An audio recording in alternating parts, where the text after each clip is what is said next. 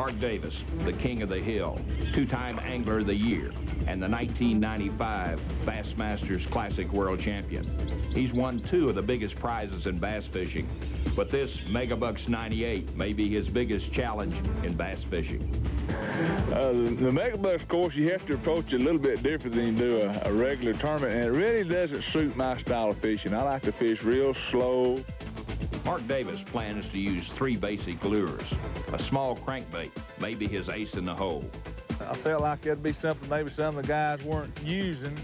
A little shallow diving bait. A lot of them I feel like are fishing with jigs and worms and lizards and what have you. So being a real shallow creek, this little bait works good. And I caught several of my fish on this lure, but I lost some good fish on it. So hopefully that's going to be my ace in the hole.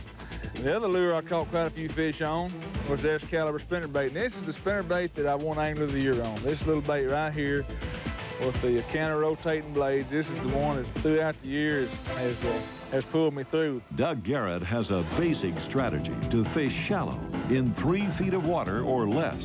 You can see I'm fishing very fast, trying to cover look at as much of this as I can on the trolling motor. Checking the bottom everywhere, making sure I've got a good bottom everywhere I fish, and place that fish would be looking for spawn or be spawning. I'm trying to stay out of the silty pocket. We've got some very good bottom in here. You're subject to get a good bite. Tommy Martin has caught 4 fish, and he sees a pattern developing today. I caught a real good fish of over 2 pounds. It's not a big fish, but I caught it on a spinnerbait.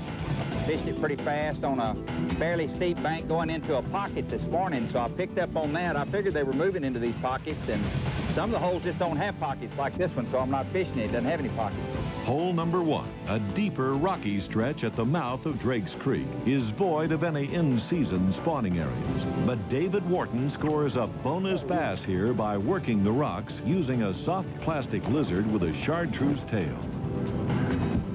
Doug Garrett's basic bait is a Strike King jig and pork frog, but his backup plan to throw a spinnerbait in any grassy area is paying off too. Minnesota's Jim Moyna passed the qualifying, mainly fishing for spawning fish. Here in Drake's Creek, he's having to adjust.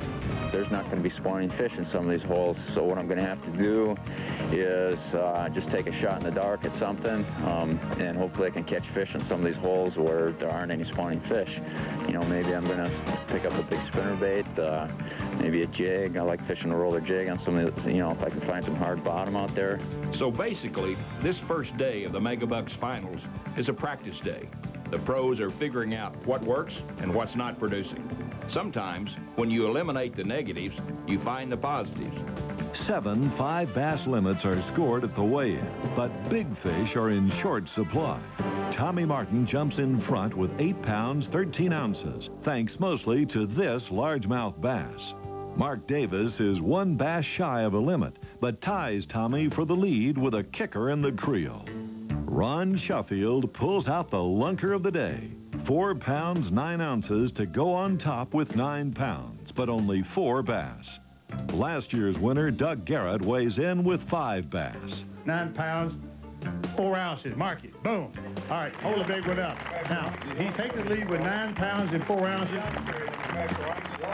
But it is going to be a horse race, and I mean, it's going to go down to, I mean, you know, you could put the names in the hat right now and draw one and come up with a winner maybe, but it's going to be an exciting finish. If I wasn't fishing this tournament, I'd certainly be here watching it tomorrow. A photo finish maybe, Doug?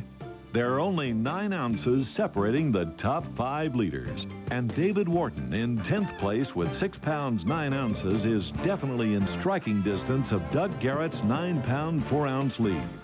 Place your bets and stick around.